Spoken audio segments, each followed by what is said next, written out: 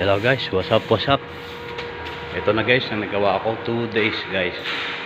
Kahapon at ngayon, ayan o. Naka-ready na yung lalagyan ng plywood guys. Ayan, yan lang yung kanyang dalang guys. Ito naman sa pinto guys o. Pinto. At yan naman yung sa kisame. Nakakasa na yan guys. Pinturahan na lang yan ng primer. Ayan na guys, ang loob o. Pinto. Corner. Ayan na guys yung harap. O, diba? Ready na lahat guys. What's up yo?